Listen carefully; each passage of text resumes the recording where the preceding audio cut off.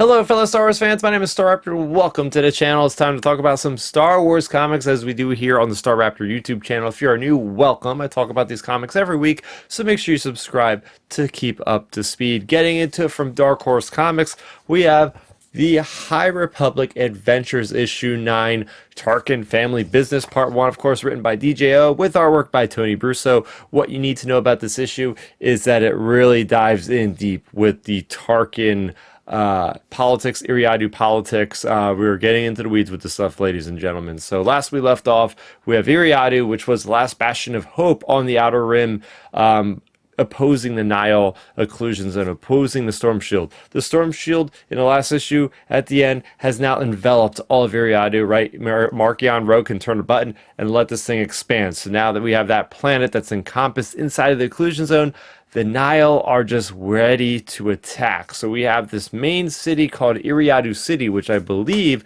is the first time we ever seen this place. Thanks a lot to the people involved, because we do have the galactic database has returned these fun facts that have been sparse throughout the High Republic comics. We got a nice background on what Eriadu City is, as well as Phi Frang City, which is another area on Eriadu.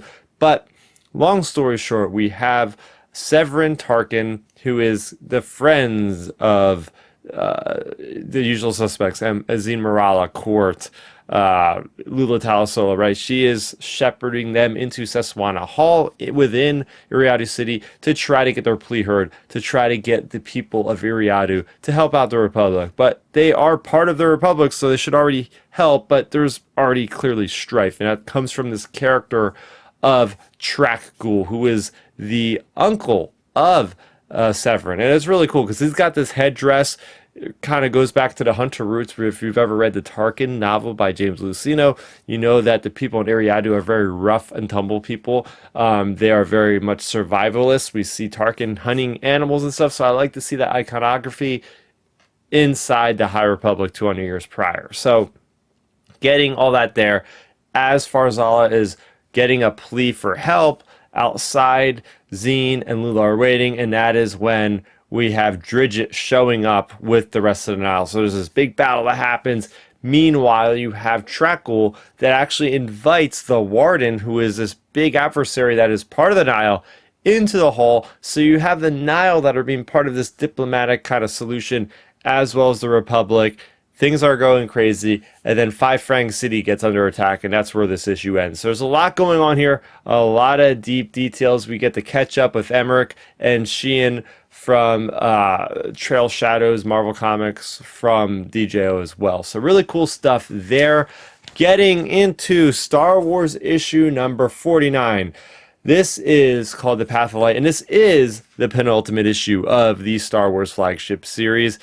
Funny enough, this cover does not feature Leia, and she is obviously the main character in this story here. So we have Leia. She was trying to find where these survivors of Alderaan have gone. They have mysteriously disappeared. There's been no communication with the Rebel fleet, so they have gone out to try to find them.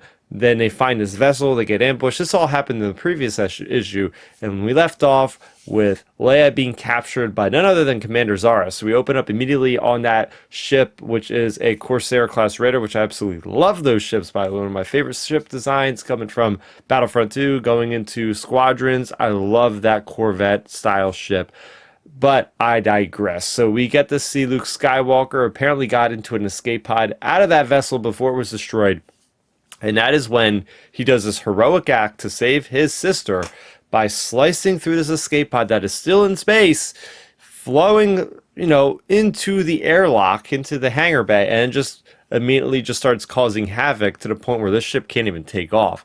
And then that is when there's this big battle again between Leia and between Commander Zahra, and even Luke Skywalker gets in on the action, and she is clearly outmatched. The rebellion, they come in, they try to get her, and she goes out on her own. Luke, Leia, they let her go out on her own, but then she tries to come back and kamikaze them, I guess, out of her frustration, and that is when they make the call to destroy her. They make the hard decision, right? This is the rebellion. They're not trying to off people, but if they're in danger, Leia makes the right call. So we get Leia, we get Luke back safely to Home 1, and that is when Leia comes into contact with the rest of the survivors of Alderaan. They actually haven't died, and they're still out there in space, and they come out, and they basically say, once the Empire's defeated, we will reemerge, essentially. So I'm ready to see these guys show up in the New Republic at some point. But Leia gets a lot of knowledge, a lot of good wisdom out of talking to one of the leaders on the holocom, and that's when she's in this meeting with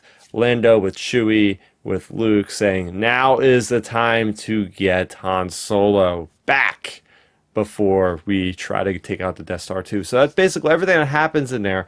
I really was sad to see Zahra go. Honestly, I was really hoping that she would survive and become like an ongoing threat for maybe like the post-Endor situation. But the speech that Leia gives, and it's to show that people can change and that you shouldn't ever be in one set place. You can revamp, you can do other things. You're not set in stone. You know, give love to those that you care about. Really good advice. Really good advice.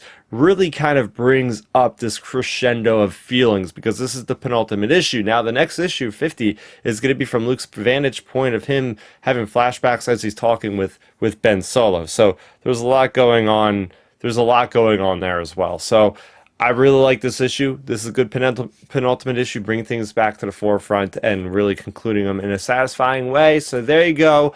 What did you think about these comics this week? Let me know in the comment section down below. For more on Star Wars, you're already in the right place. As I said, if you're new to the channel, please go ahead and subscribe. I would very much appreciate it. That's going to do for me, Star Raptor. Thank you so much for watching, and may the Force be with you always. Thanks for checking out the video. Please hit that thumbs up symbol. It helps me know that I'm making content that you guys enjoy. And if you enjoyed this video, I also include 2 videos down below you guys should check out. And please consider subscribing to this channel. It helps support me, and it notifies you guys of when I get new videos up on the channel. You can also contact me on Twitter, Facebook, and Instagram at StarRaptor.